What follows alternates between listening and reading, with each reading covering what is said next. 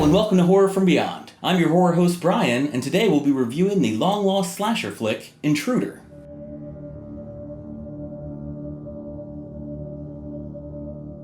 Intruder follows a group of 20-something grocery workers closing up their store for the night.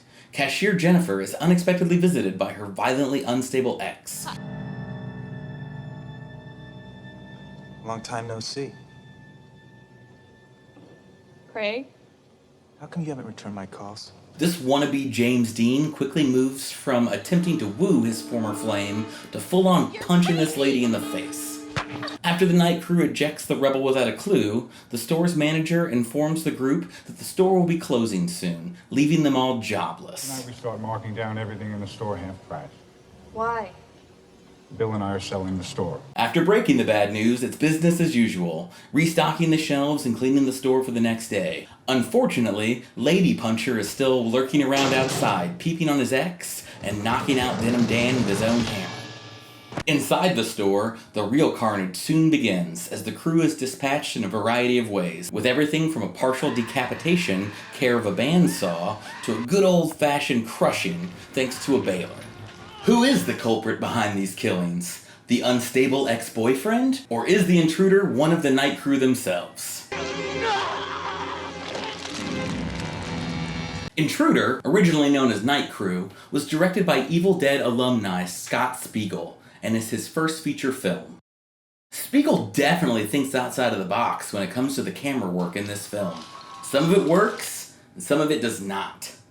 I think a little more restraint would have benefited the film, but I do commend the guy for trying something new as a first-time director. If you watch his later film, From Dusk Till Dawn 2, you can see some perfected versions of this style of cinematography, so it's exciting to see his vision matured and refined over the years. Spiegel isn't the only member of the Evil Dead crew to appear, as both the Raimi brothers play store crew members, and Bruce Campbell himself has a blink or you'll miss him cameo as an unnamed police officer.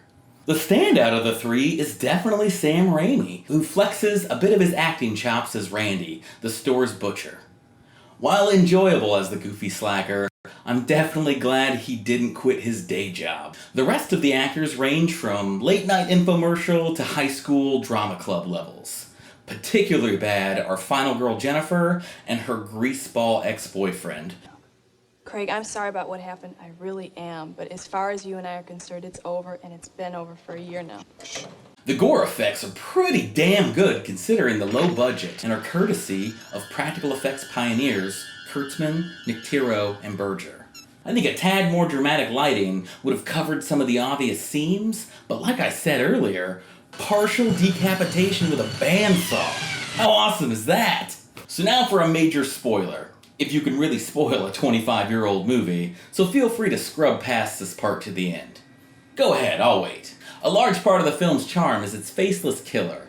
Or at least he should be faceless, except the film clearly shows you what the killer is wearing during an early kill. Yep, it's Denim Dan himself, sporting his Canadian tuxedo. You killed them.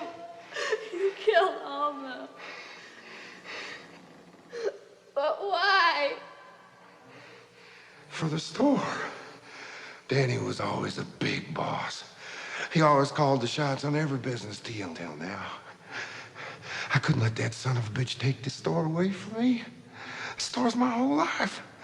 I remember watching this movie as a child and being surprised by the reveal, so the only thing I can think of is the VHS image must have muddied up the picture, but the digital transfer has ruined the whodunit element of this film. Don't you see? I'm just crazy about this store. So what's the verdict for Intruder? Honestly, this is not a good movie. The acting is terrible. You owe me $1.35 for the cigarette. You owe me an Craig, explanation! you're not listening to me! The camera work is distracting. And the story's nothing we haven't seen done before, and usually better. That being said, there's an undeniable charm to the film.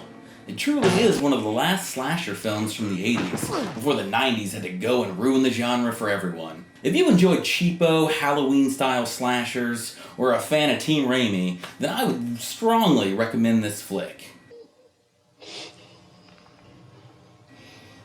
Thanks for watching. I've been your horror host, Brian, and if you dig what we do here at Horror From Beyond, why don't you hit that like and subscribe button below.